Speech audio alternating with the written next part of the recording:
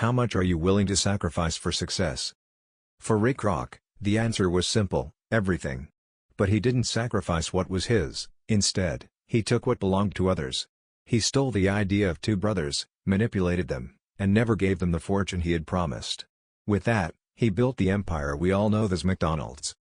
Ray Kroc, who calls himself the founder of this multi-million-dollar company, was not its creator. The true masterminds were the McDonald brothers, who came up with the concept. Yet, they had to watch as someone else took their name, amassed millions, and claimed all the credit, while they never saw a cent of what was rightfully theirs. This is the story of how the McDonald's empire was built on betrayal, lies, and unrestrained ambition. Ray Kroc was a salesman of milkshake blenders, traveling across the United States trying to sell his machines to restaurant owners. But rejection was all he encountered. On his frequent trips, Ray often ate at drive-in restaurants. The experience was always disappointing: dirty places, bad service, and incorrect orders. What Ray didn't know at the time was that these poor experiences would plant the seed of unprecedented success. Repeatedly, Ray delivered his sales pitch, and repeatedly, he was rejected.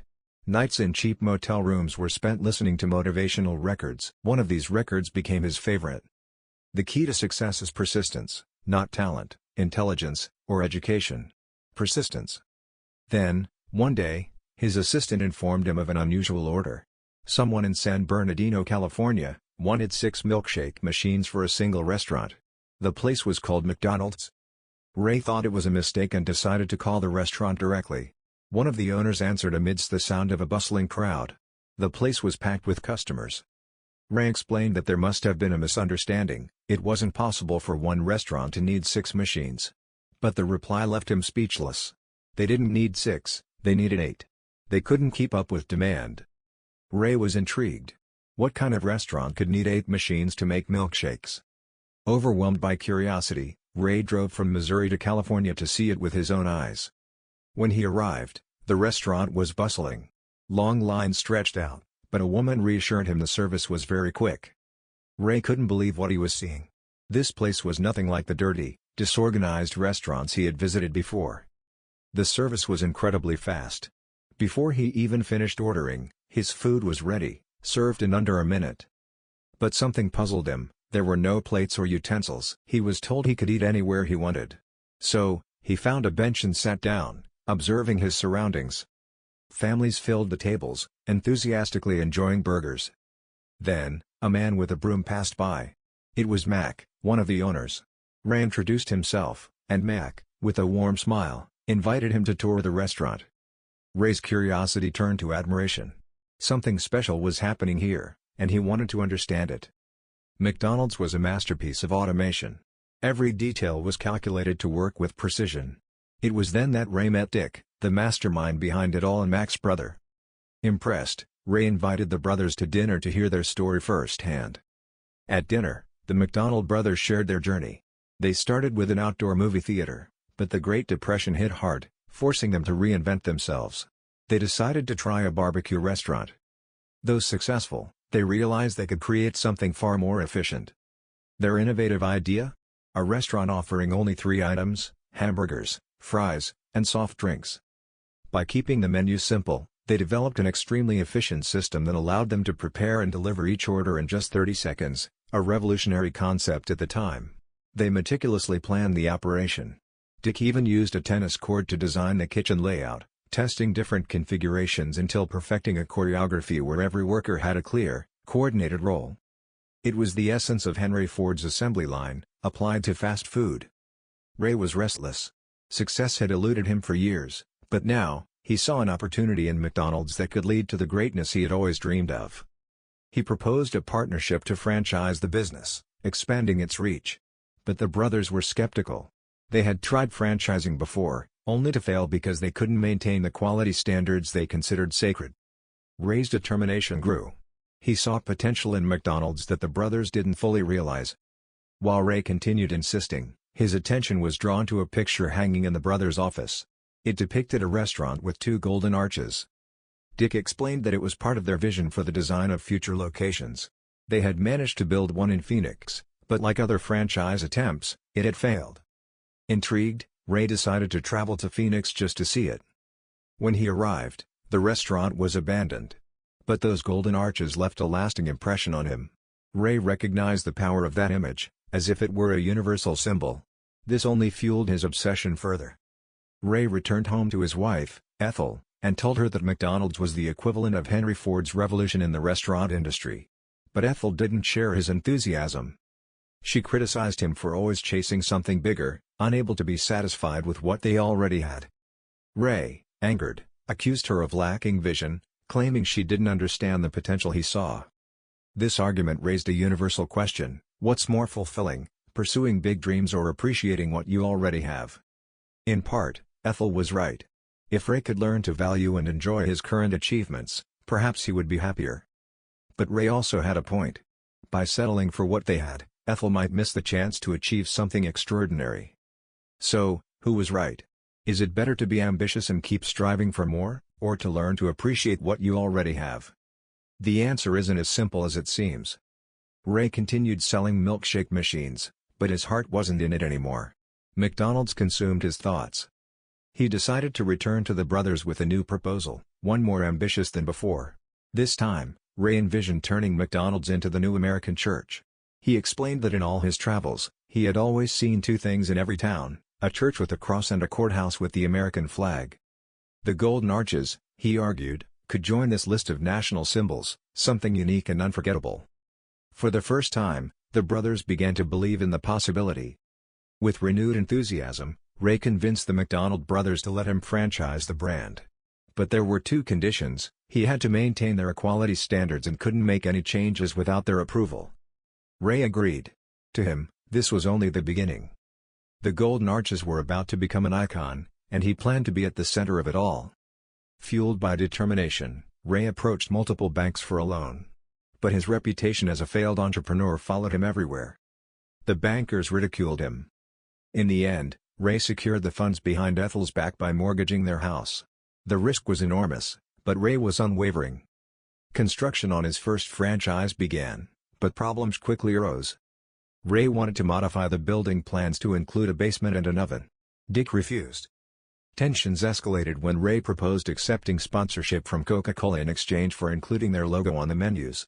Dick rejected the idea, arguing that it would compromise the restaurant's integrity, reducing it to vulgar commercialism. To Ray, this made no sense. It was an effortless way to make money. He couldn't understand how anyone would reject it over ideas or values that, in his view, only held back success. Once again, the story highlighted two vastly different ways of understanding success and work. On one hand, Ray's vision prioritized maximizing profits at all costs.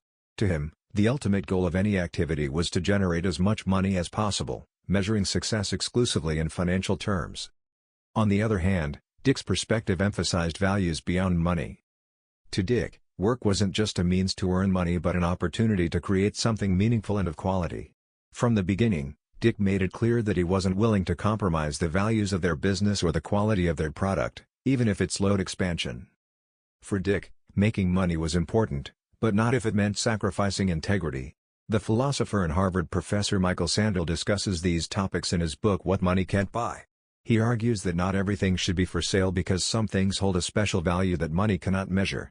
According to Sandel, when we try to put a price on everything, we risk harming essential aspects of society, such as trust, honesty, quality, and integrity. What do you think? Is Dick being naive by rejecting sponsorship, especially when it comes to easy money? Or do you believe there are things more valuable that shouldn't be compromised for money? This raises another question: is Dick naive for rejecting the sponsorship, especially when it's easy money? Or are there things more valuable than money that should never be compromised? Ray invited Ethel to dinner at the country club. She was excited, thinking they would finally spend quality time together. However, her enthusiasm quickly faded when she realized the outing was just an excuse for Ray to pitch McDonald's franchises to wealthy acquaintances. The McDonald brothers grew increasingly concerned as they watched Ray rapidly open franchises. They feared he wasn't maintaining the high standards they held sacred. Ray visited one of the locations run by his wealthy connections and confirmed their worst fears. The restaurant was filthy, teenagers were smoking inside, and to make matters worse, they were serving hamburgers with lettuce. Furious, Ray confronted them on the golf course, demanding they adhere to the terms. But he quickly realized they lacked commitment. They were wealthy individuals who wanted easy profits without effort. Frustrated, Ray canceled his country club membership and severed ties with all of them. Back at his office, Ray observed a Bible salesman trying to persuade his assistant, June, to buy a copy. The man's tenacity impressed Ray. Without hesitation, Ray spoke to him and convinced him to open a McDonald's franchise. For Ray, this was the type of person he needed: persistent, hard-working individuals eager to build something significant. His vision resonated more with the hard-working middle class than the wealthy elite. With this new focus, Ray and Ethel started frequenting different social circles. They attended lodges and clubs where Ray presented McDonald's as a symbol of family values. Slowly, he began recruiting more dedicated franchisees. However, Ray's growing arrogance reached the McDonald brothers' ears. They discovered Ray was claiming his franchise was the #1 McDonald's, implying it was the original headquarters. This infuriated the brothers. On one of his trips, Ray visited Minneapolis with Fred Turner, an employee who had become his partner. They dined at an upscale restaurant where the owner expressed interest in opening a franchise. But Ray couldn't focus on the negotiation. His attention was on the restaurant's singer, Joan Smith, the wife of the owner. Back home, Ray seemed more ambitious than ever. Ethel mentioned a young couple interested in opening a franchise, but Ray dismissed them. He now had the power to choose who could join his growing empire. Despite his success, Ray faced financial troubles. He lacked liquidity and tried to renegotiate his percentage with the McDonald brothers to earn more per franchise. The brothers refused. Meanwhile, Ethel received a call from the bank, discovering that Ray had mortgaged their house. Furious, she confronted him, especially after learning they were 3 months behind on payments and at risk of losing everything. Desperate for solutions, Ray visited a franchise operated by Joan Smith and her husband. Joan had discovered a way to cut one of their biggest costs: refrigeration. She introduced Ray to a new product: powdered milkshakes. With just a packet of powder and water, they could make milkshakes indistinguishable from traditional ones. Ray was amazed. It would save time and, most importantly, money. Excited, he called the McDonald brothers to propose the change, but Dick firmly rejected the idea. He insisted that a milkshake must contain real milk, refusing to deceive their customers. At first glance, Dick's stance might seem outdated or even absurd. Who wouldn't want to cut costs and increase profits? This initial judgment reflects the deeply capitalistic nature of modern society, where success is almost exclusively measured in monetary terms. But this hasn't always been the case. In other times and cultures, work was valued for reasons beyond money, like community connection, personal purpose, pride in craftsmanship, legacy, and service to a greater cause. Dick represented this mindset. For him, work wasn't just a tool for making money. Success was measured by offering something genuine and meaningful. Meanwhile, Ray's financial problems deepened. During a visit to the bank to renegotiate his debt, a man approached him. It was Harry Sonneborn, and his proposal could be the solution Ray desperately needed. Harry explained that the real business wasn't in hamburgers, it was in real estate. The key, Harry said, was to buy land and lease it to franchisees. Ray saw this idea as an opportunity to free himself from the McDonald brothers' control. He created a new company, Franchise Realty Corporation, and changed the terms of the franchise agreements. Restaurants could only be built on land owned by his company. Dick learned about the new company and angrily called Ray to demand an explanation. Ray coldly replied, claiming this was a separate company unrelated to their original contract. Ray's success emboldened him to make even bolder decisions. Without consulting the brothers, he eliminated real ice cream from the milkshakes, ordering all franchises to use the powdered product instead. Meanwhile, Ray found himself growing closer to Joan. Their meetings became more frequent, and their conversations extended beyond business. In Joan, Ray discovered a like-minded visionary, willing to innovate and take risks. Ray was a man of profound ambition, far greater than most of those around him. Even his wife, Ethel, had never understood his perspective on life. Finding someone like Joan, who shared his ambition, made Ray irresistibly drawn to her. Meanwhile, Dick and Mac were increasingly alarmed. Ray seemed out of control. Dick called Ray to confront him about the powdered milkshakes. But the conversation quickly escalated into a heated argument. At home, Ray's relationship with Ethel was completely broken. Their dinners were silent and tense, until one day Ray broke the silence. He asked for a divorce. Soon after, Ray consulted his lawyer to ensure Ethel wouldn't receive a single share of McDonald's. He didn't care if she kept everything else, he simply wanted to make it clear that he considered her a woman without ambition. So, who was right? Is it better to be endlessly ambitious, always chasing more, or to learn to appreciate what you already have? At first glance, it might seem like Ray won. He built an empire that revolutionized the fast food industry, and his success might be seen as proof that his way of thinking was correct. Meanwhile, Ethel could be seen as too fearful and content with mediocrity. But the truth is that neither Ray nor Ethel was entirely wrong, they simply had radically different visions of what happiness meant. For someone like Ray, deeply ambitious, satisfaction wasn't found in what he already had but in what he could still achieve. His happiness was tied to the constant pursuit of goals. In contrast, someone like Ethel found happiness in stability, valuing what they had already achieved, and enjoying the present without feeling the need to chase more. Neither perspective was inherently right or wrong, they were simply seeking completely different things. Perhaps there's no single way to define happiness and success. Each person has their own version of what makes life fulfilling. Or maybe the true wisdom lies in finding a middle ground, having goals and ambitions without losing sight of what you already have and appreciating your accomplishments. Ray was determined to break free from the contract binding him to the McDonald brothers. He renamed his company McDonald's Corporation and began sending letters on company letterhead with the new logo, a declaration of war. Alarmed, the brothers immediately called him. Mac yelled, "Ray, this isn't your company. We invented everything, not you. What have you contributed? What idea have you created? Name one thing. You're nothing but a leech." Ray laughed sarcastically and replied, "What I did was business, and business is war. If my competitor were drowning, I'd walk straight to him and shove a hose in his mouth. Would you do the same?" The brothers were stunned.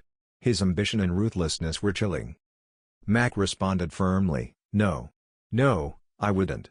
And I'd never want to." Ray smirked. "Now I see why you only have one restaurant." With cold determination, Ray threatened them. If they tried to sue him, he'd use the money he had accumulated to drown them in a long, costly legal battle that would leave them with nothing. The stress was too much for Mac, and he suffered a collapse that landed him in the hospital. Ray wasted no time. He visited Mac in the hospital, not to reconcile, but with a bouquet of flowers and a blank check, embossed with the McDonald's Corporation logo. It was an offer to buy them out. Ray left the brothers cornered, knowing they had no way out. Reluctantly, they accepted defeat and named their price, $2.7 million for the business, along with a 1% royalty on the company's future profits, a percentage that could provide them with a steady income for life. Ray hesitated. He thought it was too much, but his obsession drove him. He did whatever it took to secure the funds, bringing in investors to meet the brothers' demands. During negotiations, he agreed to almost all their terms, except for one: the 1% royalty could not appear in the written contract. Instead, he convinced them to accept a verbal agreement. The brothers, under pressure, reluctantly agreed. After the deal was signed, Dick and Ray had a private moment. Dick asked, "Why didn't you just steal the idea for the fast food system? We shared our method with you." Ray smiled. "The best part isn't the system. It's the name. McDonald's. It sounds like America, like the epitome of the United States." As part of the agreement, the brothers kept their original restaurant but were forbidden from using the McDonald's name or anything similar. Shortly after, Ray opened the 100th McDonald's, right across the street from the original McDonald's. On his business cards, Ray called himself the founder, rewriting history in his favor. Years later, at the peak of his success, Ray prepared to deliver a motivational speech to then-Governor Ronald Reagan. Standing before a mirror, he rehearsed his favorite line. "The key to success is persistence, not talent, not intelligence, not education. Persistence." But was it really persistence that led Ray to success? Beyond his hard work, vision, and determination, which must be acknowledged, what truly propelled Ray to the top was his ability to take credit for others' ideas and discard people once they were no longer useful to him. Ray didn't build his empire solely through hard work but also through highly questionable tactics. He manipulated, betrayed, and sacrificed those who had trusted him. Some might argue that Ray's decisions were justified, as the McDonald brothers lacked the ambition and vision needed to take their business to the level he did. They were content running their single restaurant efficiently and maintaining quality, with no plans for global expansion. But this raises an important truth: not everyone desires unchecked ambition or worldwide success, and that's perfectly okay. Each person has their own definition of success. What one might see as complacency and failure, another might see as peace and happiness. While Ray considered himself superior to the brothers for expanding the business and being ruthless in the process, the truth is, that wasn't what the McDonald brothers wanted. They had a different definition of success, and that didn't make them failures. It simply meant they didn't share Ray's insatiable hunger for money. However, that doesn't excuse Ray's behavior. He should have respected that the project he admired so much wasn't his to take. As Dick once said, Ray could have built a similar business without stealing what they had created. Behind Ray stood Joan, now his wife, another symbol of his tendency to take what he wanted at the expense of others. During his speech, Ray recalled the first McDonald's he opened, calling it McDonald's No. 1. With that statement, he erased the McDonald brothers from their own story, consolidating his legacy as the sole creator of the Golden Arches empire. The original McDonald brothers restaurant was renamed the Big M. However, Ray opened a McDonald's right across the street, and before long, the Big M went out of business. The McDonald brothers were never able to prove the verbal royalty agreement Ray had promised them. That 1% of global sales they never received would today be worth over $100 million annually. Today, McDonald's Corporation has an estimated value of $210 billion. It's one of the largest real estate owners in the world and serves 1% of the global population every day. So, in this story, who really won? At first glance, it seems clear that Ray Kroc did. Through deception and betrayal, he built a global empire and amassed a fortune. But the core question remains, how do we define success and happiness? If happiness is measured purely by wealth and power, then Ray was undoubtedly the winner. But if true satisfaction comes from the relationships we build, the values we uphold, the legacy we leave, and the integrity with which we approach our work, then the McDonald brothers were the real victors. Moreover, the McDonald brothers never dreamed of becoming billionaires, yet they achieved significant success. The $1 million each received in 1961 would be equivalent to roughly $19 million today, far from what they deserved, but still enough for a comfortable life. True wealth isn't always measured in money. Perhaps, as a society, we should learn to value and admire people like the McDonald brothers, who stayed true to their principles and values, more than figures like Ray Kroc, who exploited and crushed others to achieve their goals. To you who made it to the end, thank you so much for watching the entire video. I'd like to thank you again for all your support and remind you that if you haven't subscribed to my channel yet, please do so now. It would help me a lot and ensure you won't miss any of my videos. Without further ado, I'll see you in the next video.